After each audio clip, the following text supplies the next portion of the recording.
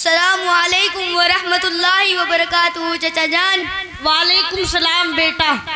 अरे चचा जान, ये पोटली वोटली लेकर कहाँ चले जा रहे हो? बाजार गया था बेटा सामान खरीदने।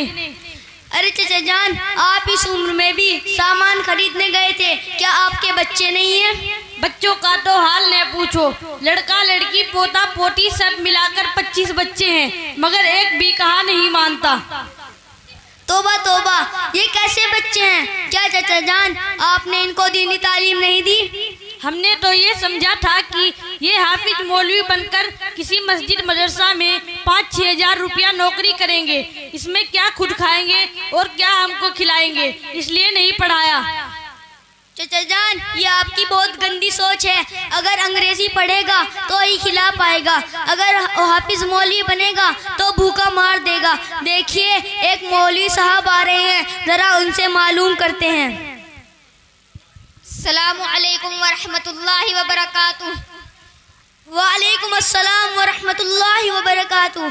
मौलवी साहब, हम आपके ही मदरसे में पढ़ते हैं। ये चचा जान कह रहे हैं कि हाफिज मौलवी 5-6 हजार रुपए में नौकरी करता है, वो खुद क्या खाएगा और हमें क्या खिलाएगा, जरा इन्हें समझा दीजिए। ला हौला वला कुव्वता इल्ला बिल्लाह।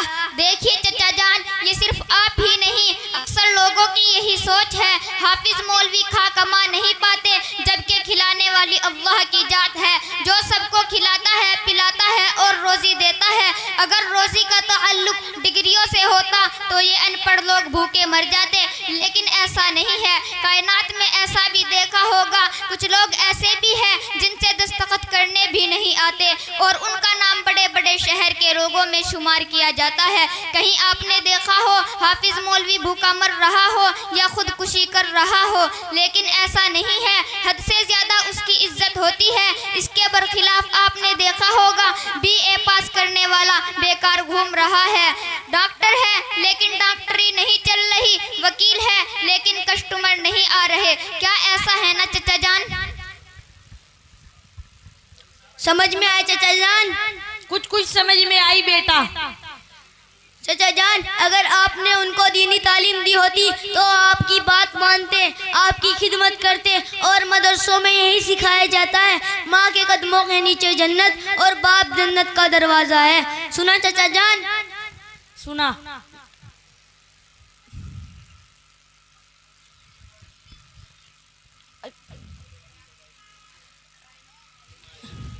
चचा जान, क्या आपको दीन के बारे में कुछ मालूम है? क्या तुम ही मुसलमान हो? मुझको दीन के बारे में सब मालूम है, पूछिए क्या पूछना है। अच्छा चाचा जान, तो बताइए गुस्ल में कितने फर्ज हैं? गुस्ल में 9 फर्ज है। कौन कौन से? नंबर 1 पानी का होना, नंबर 2 बाल्टी का होना, नंबर 3 तौलिए का होना, नंबर 4 लोटे का होना, नंबर 5 कपड़े उतार कर गुस्ल करना, नंबर 6 इस्तंजा करना, नंबर 7 बैतुल खला जाना, नंबर 8 सबसे अहम बात ठंड में गर्म पानी से गुस्ल करना, नंबर 9 अगर ये चीजें नहीं होगी तो गुस्ल नहीं होगा। बस बस, अस्तगफिरुल्लाह अस्तगफिरुल्लाह। फर्ज पता नहीं क्या क्या बता दिया।